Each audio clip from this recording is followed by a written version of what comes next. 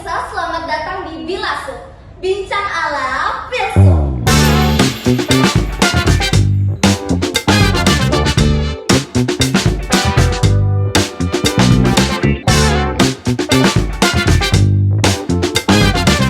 Kali ini kami akan menghadirkan dua filsuf yang sangat luar biasa.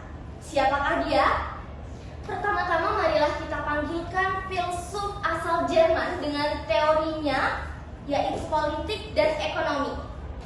Dipersilahkan Karl Marx. Karl Marx sendiri diperankan oleh Sang Davo ya. Bagaimana perasaannya memerankan peran yang penting yaitu Karl Marx? Perasaan saya saat ini baik-baik saja. Tidak seperti Baik, tanpa berlama-lama marilah kita panggilkan filsuf yang kedua yang tidak kalah hebatnya, yaitu filsuf asal Uzbekistan, Ibnu Sina. Dipersilahkan. Ibnu Sina sendiri diperankan oleh Mbak Saputri, Mbak Iputri. Bagaimana perasaannya Mbak Iputri pada hari ini memerankan Ibnu Sina? Alhamdulillah, perasaan saya baik sekali, positif sekali pada hari ini ya. Alhamdulillah ya pemirsa. Hari ini kita akan membawakan tema yang sangat panas. Sudah siap? siap. Siap, sekarang. Harus siap ya pemirsa. Ya. Tema yang akan kita bawakan yang pertama, tema teringan dulu ya teman-teman. Tema yang pertama adalah pandangan tentang negara dan keadilan. Wah, seru kan? Bagaimana pandangan Karl Marx mengenai pandangan dan keadilan? Pandangan saya terhadap keadilan, ya terutama juga di saat Indonesia saat ini ya, Ya. itu keadilan atau para pemimpin tersebut ya, kalau para kelas atas, kita anggap saja kelas atas ya, presiden, menteri, raja dan sebagainya itu, ya negara ini cuma sebagai media bagi mereka untuk melakukan atau melaksanakan keinginan atau kepentingan pribadi mereka. Mereka menggunakan atau saya kasar nih ya, mengeksploitasi para pekerja bawah. Menurutku keadilan sejati itu bukanlah hal yang seperti ini. Keadilan sejati hanya dapat terwujud jika negara dihapuskan, sistem negara ini dihapuskan dan dibuatnya tidak ada kelas sosial. Wow, pandangan yang luar biasa ya, tentu saja dari filsuf asal Jerman ini. Lalu bagaimana dengan Ibnu Sina? Pandangannya mengenai negara dan keadilan. Menurut saya sendiri, negara, kalau bicara soal negara nih ya, itu sudah sepakat dengan yang namanya keadilan. Kita pasti tentu saja akan menyenggol yang namanya keadilan. Benar sekali. Ibaratnya seperti ini, timbangan sebagai negara, lalu di kedua sisinya itu diletakkan keadilan. Bayangkan jika salah satu timbangan tersebut ada yang berat sebelah, otomatis negara tersebut pasti akan hancur kan, karena adanya berat sebelah itu ada. Pandangannya sangat berbeda ya teman-teman.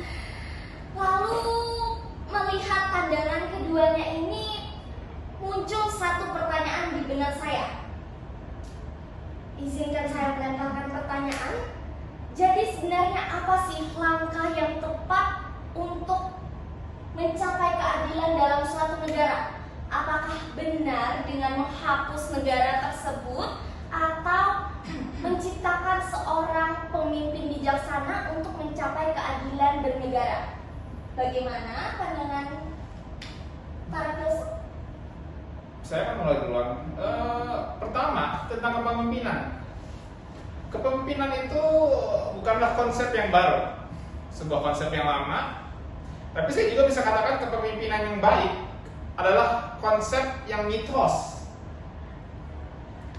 Kita telah melihat dari zaman dulu, orang pemimpin tidak ada semuanya yang seperti dikatakan secara teoritis seharusnya bermoral, seharusnya adil, seharusnya peduli sesama.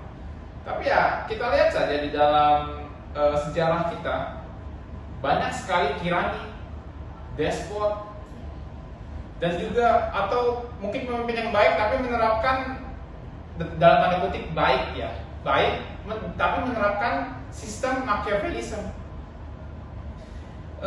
Meskipun orang itu awalnya baik, ya awalnya itu dia ya lugu lah seperti itu, lugu, baik, ingin membantu orang, tetapi dengan diberinya kekuatan, jabatan,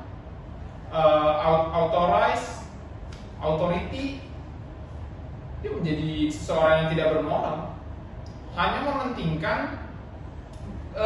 kepeduliannya sendiri, kebutuhannya sendiri. Maka dari itu saya tetap menegaskan bahwa keadilan, adil yang dapat kita capai hanyalah dengan menghapus sistem atau menghapus kelas ekonomi. Pandangan yang sangat keren, membuat saya ikut masuk ke dalam teorinya ya.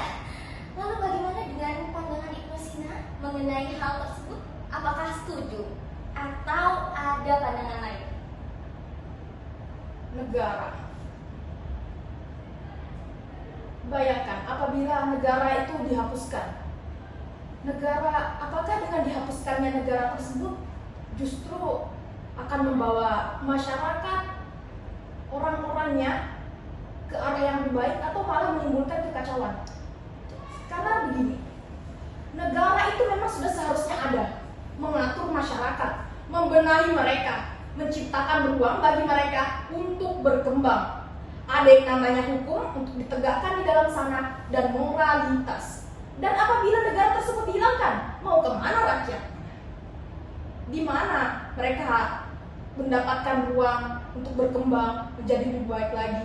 Jadi di sini sebenarnya soal menghapus negara itu benar-benar bukan sebuah solusi. Kita nggak bisa menganggapnya sebuah solusi ya. Justru dengan membenahi pemimpin, dengan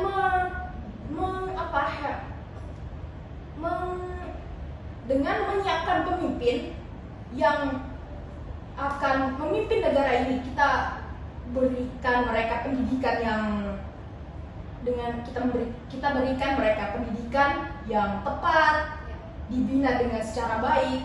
Nah, apabila sudah seperti itu, pasti saja ada kemungkinan, semuanya ada probabilitasnya ya, ada kemungkinan terjadi, akan melahirkan pemimpin-pemimpin yang adil, bijaksana, yang akan kelak memimpin negara ini menuju ke arah yang lebih baik, entah secara spiritual maupun materi. Yang mau gimana pun juga, ini ya, kalau tetap kepada kepemimpinan itu kita bergantung kepada satu orang, dan satu orang ini bisa berubah-ubah. Baik, saya izin memotong. Karena perbincangannya mulai panas, maka akan saya kerucutkan lagi. Bagi Karl Marx, hal yang disampaikan oleh Ibnu Sina itu adalah hal yang tidak mungkin.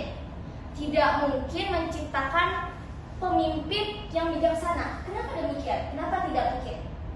Karena ya seperti itu, sistem kita ini ya, sistem yang dipakai Anda saat ini itu kapitalisme.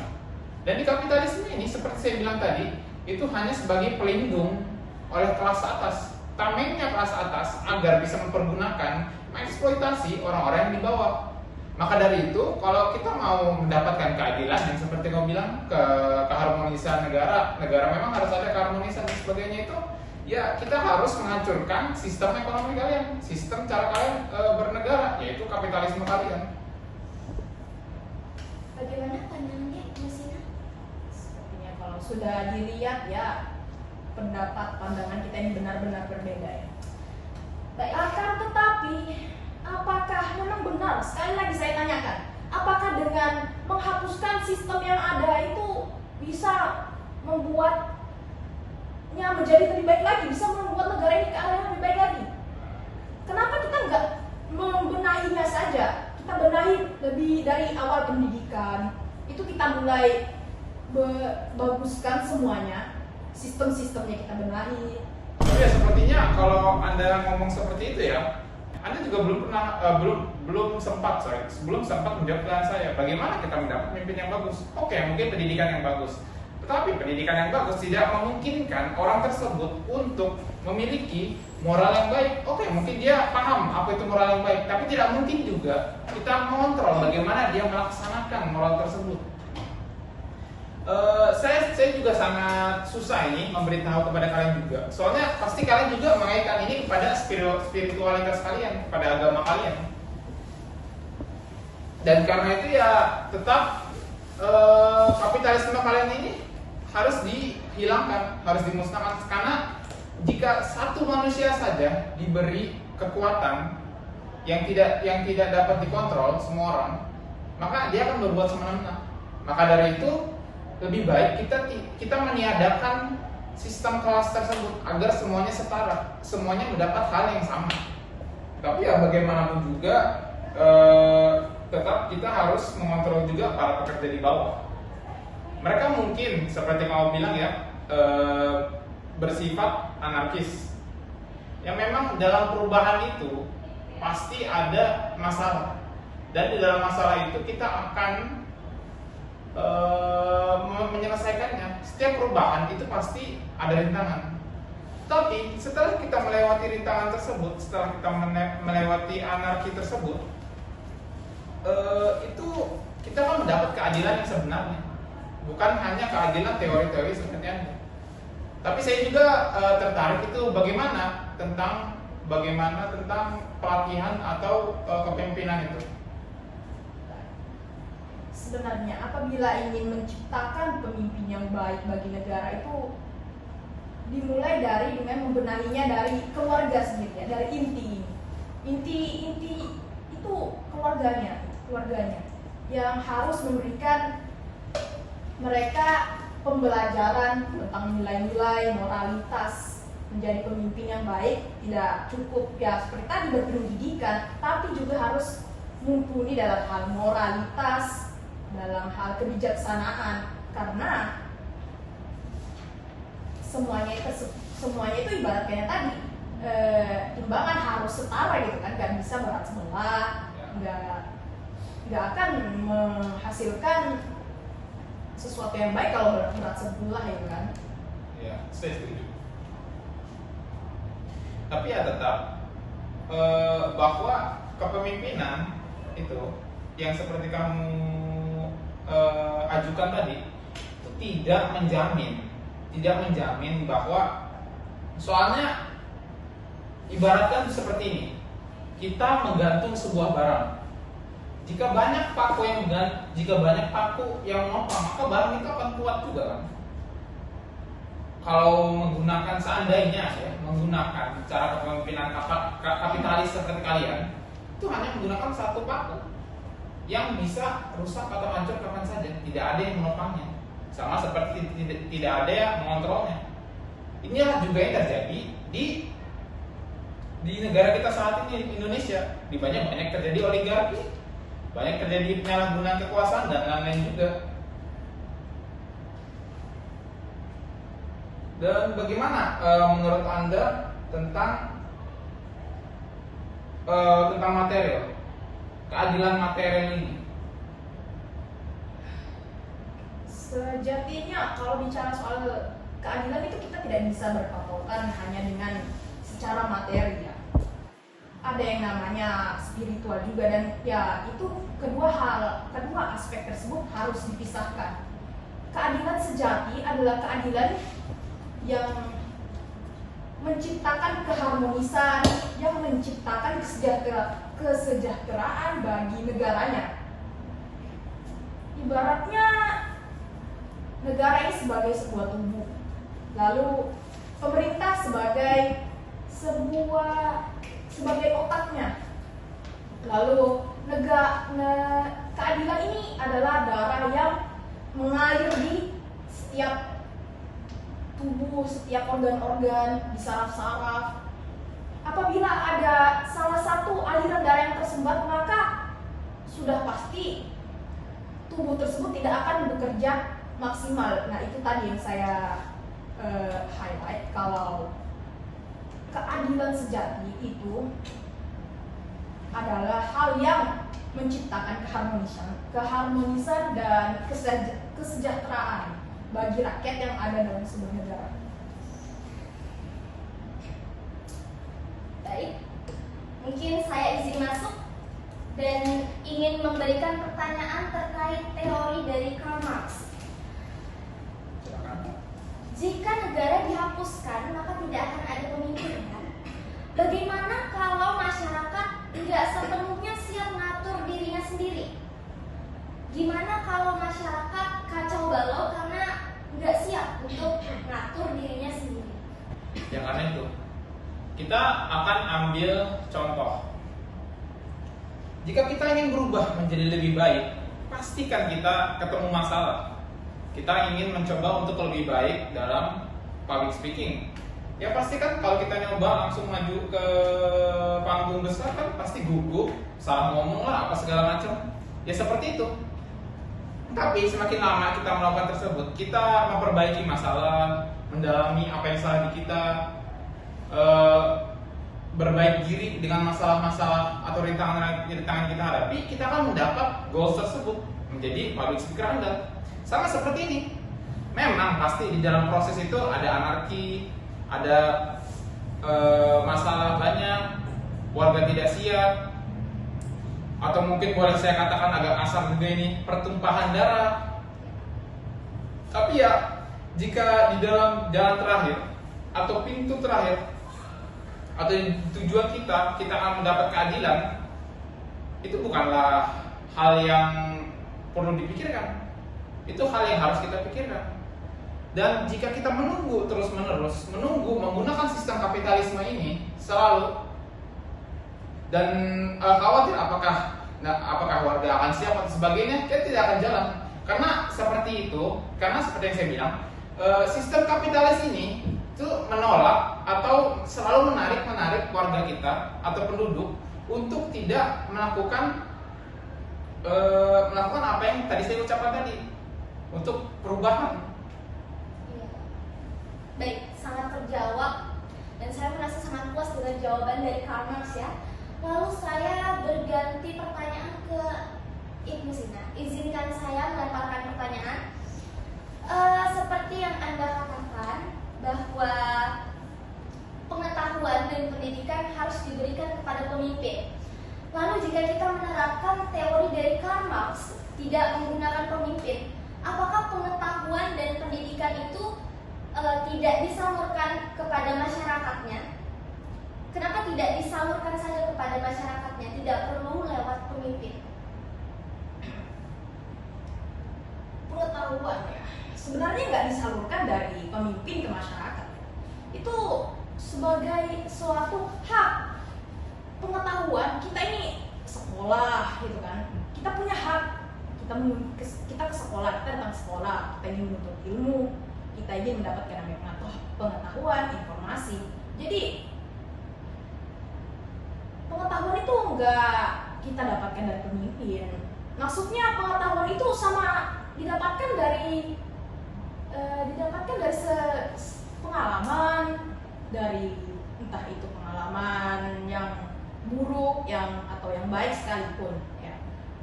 Dari situlah yang akan membentuk pribadi seseorang menjadi lebih baik lagi, pasti itu. Yang buruk-buruknya itu bisa dijadikan pelajaran kalau berikutnya saya tidak akan seperti ini lagi. Ya, pengetahuan itu memang penting sih. Karena bayangkan negeri kita dipimpin oleh orang yang tidak berpengetahuan sama sekali,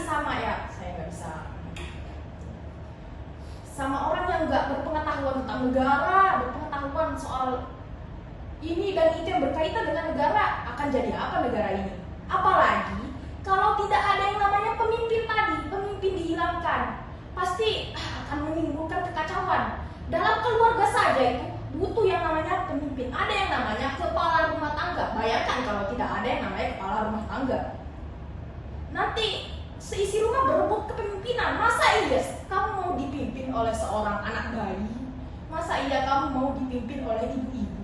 Bayangkan saja. Saya bukan mengatakan bahwa kita tidak bisa dipimpin oleh seorang wanita ya, Tapi itu seperti sudah kodratnya memang laki-laki memimpin dalam keluarga sebagai kepala rumah tangga. Pemimpin, saya tidak mengkategorikannya. Pemimpin itu bisa perempuan atau laki-laki, yang mana saja, asalkan tetap ada yang namanya pemimpin. Karena kalau negara tanpa pemimpin itu bisa dibilang negara yang cacat, iya cacat, yang bisa menimbulkan kekacauan ya. Jadi itulah pemimpin yang berpengetahuan itu sangat penting.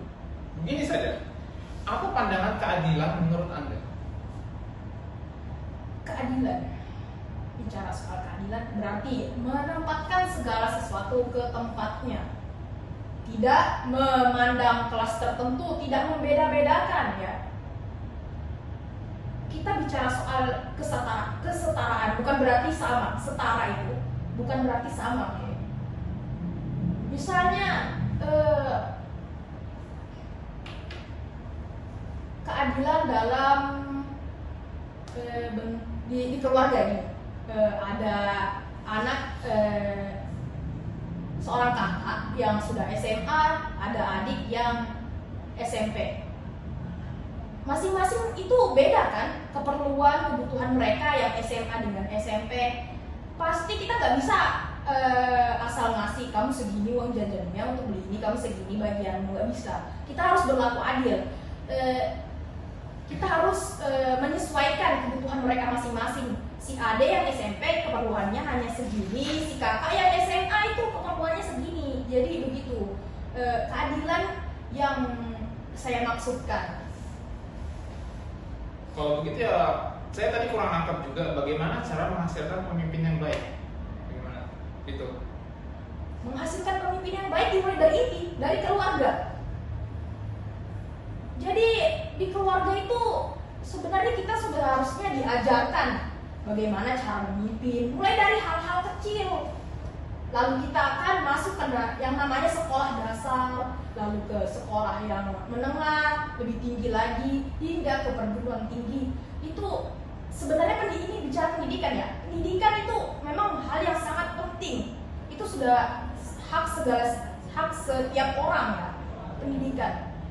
Dan apabila mereka, orang-orang ini, masyarakat mendapatkan pendidikan yang tepat, yang baik, yang memang sesuai dengan moral-moral dan nilai-nilai, kemungkinan saja ada probabilitasnya, setiap hal itu ada kemungkinannya, bisa menciptakan, bisa melahirkan pemimpin-pemimpin yang lebih baik lagi, meskipun kita tidak bisa ya meramalkan lah,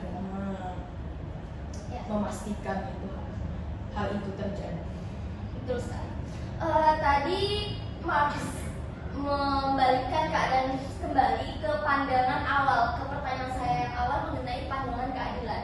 Yang saya tangkap, menurut pandangan kalian untuk keadilan itu sama, keadilan sama, tetapi cara keadilan ini tercapai itu berbeda, sangat jauh berbeda.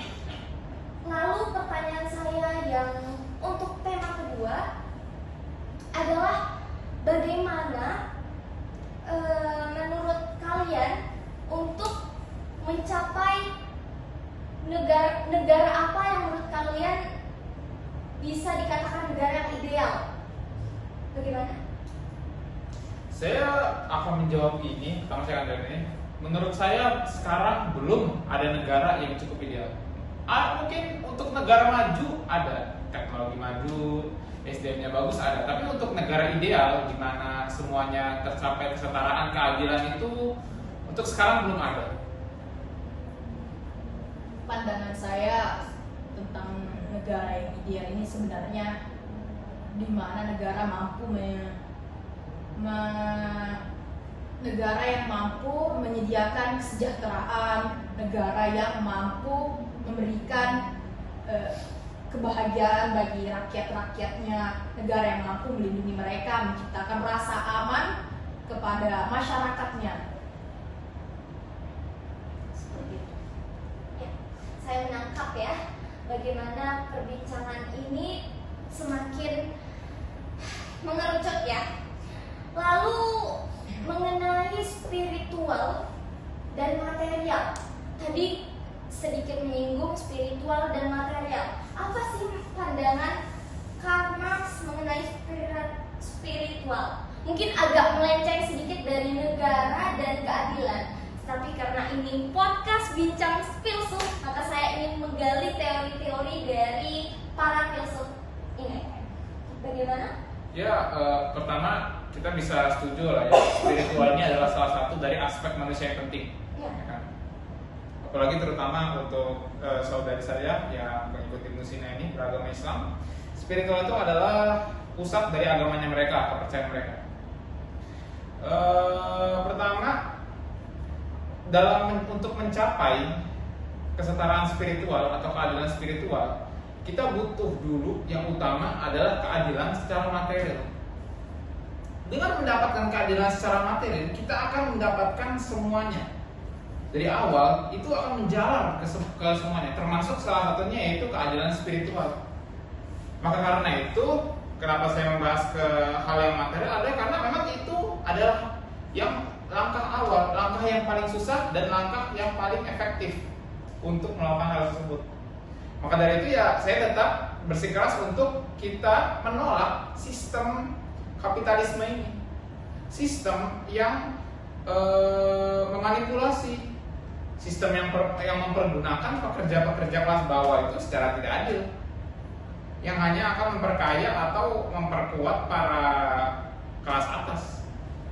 Tapi saya tertarik juga ingin mendengar bagaimana Anda menangani kelas-kelas atas ini atau para pemimpin yang misalnya pemimpin yang korup lah, kita ambil contoh.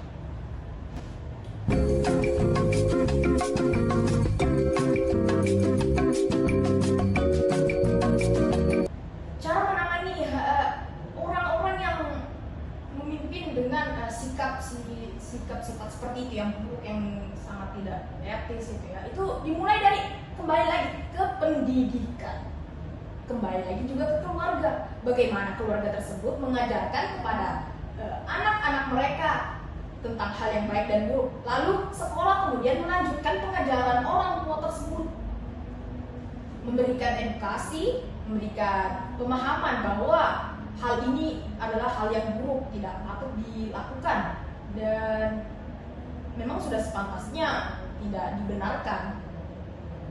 Dan bagaimana cara Anda? Saya tadi penasaran dengan keluarga. Bisa jelaskan bagian itu? Bagian keluarga. Apakah keluarganya harus keluarga yang memang kita latih untuk latih dia, sebuah keluarga eksklusif untuk dia, sebuah keluarga yang dibuat untuk dia agar menjadi pemimpin yang baik, atau seperti apa? Ya, keluarga, ya kita nggak bisa mengkategorikan ya keluarga eksklusif, keluarga biasa, keluarga yang khusus membimbing, karena ya itu semua sama saja. Keluarga itu masing-masing punya peran penting, memang sudah seharusnya mereka membimbing anak-anaknya ini, ya orang tua ini dalam keluarga sudah seharusnya membimbing anak-anak mereka tentang hal-hal yang akan menuntut mereka ke arah yang lebih baik lagi.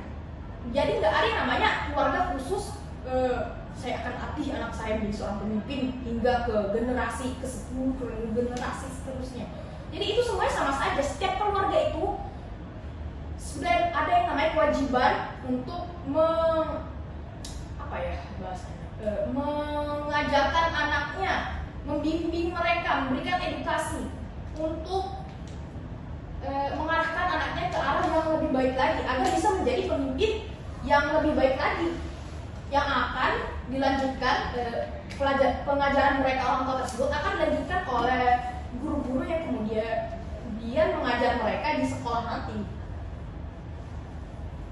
Mungkin ya bisa juga seperti itu.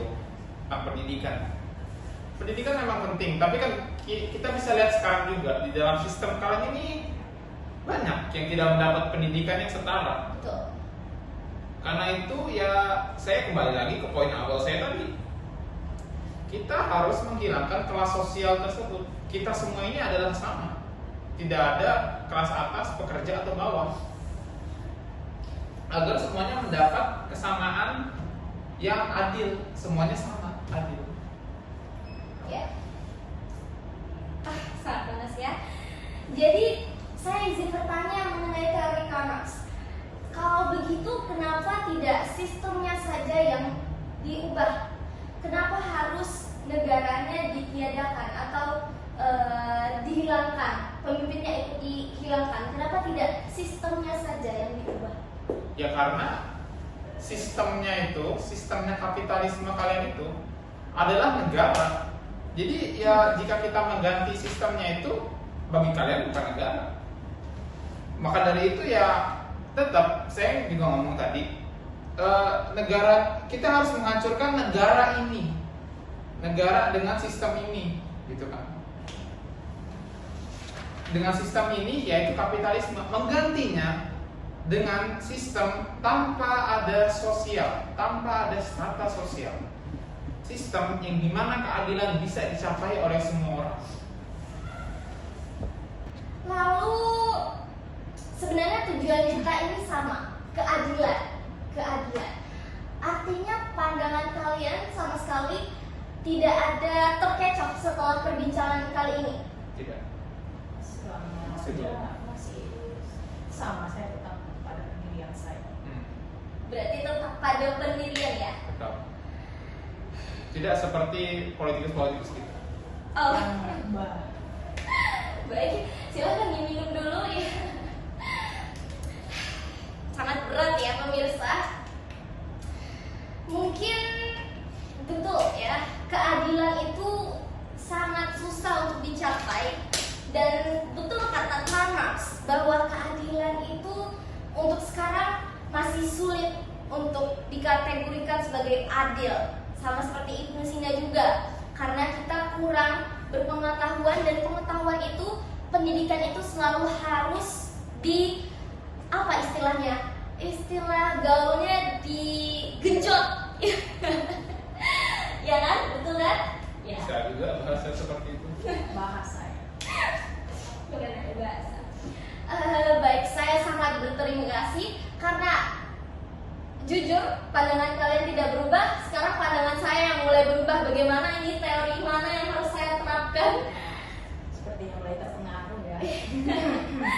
Saya mendapat banyak sekali pengetahuan dari saudara dan saudari. Terima kasih banyak telah hadir dalam podcast pada hari ini yang bertema keadilan dan negara. Apakah ada pesan dan kesan untuk pemirsa di podcast ini? Pesan dan kesan saya yaitu pertama, saya akan mengkaitkan ini dengan peniadaan kelas sosial. Kita semua itu tidak boleh berlaku sombong, tidak boleh tetap selalu mengikuti apa yang norma yang baik. Jangan seperti pemimpin kita saat ini. Dan juga untuk selalu memperhatikan keadaan kita. Maka dari itu saya bilang seperti tadi, menghilangkan kelas sosial itu agar kita semua sama. Kita semua ini sebenarnya sama. Hanya struktur sosial kita ini yang membuat kita beda. Ada struktur tinggi atau atas dan struktur pekerja. Yang dimana sistem kapitalisme ini, sistem yang kalian gunakan ini, itu saya ngomong sekali lagi ini, mengeksploitasi, menggunakan, memperkerjakan para kelas bawah dengan semena-mena.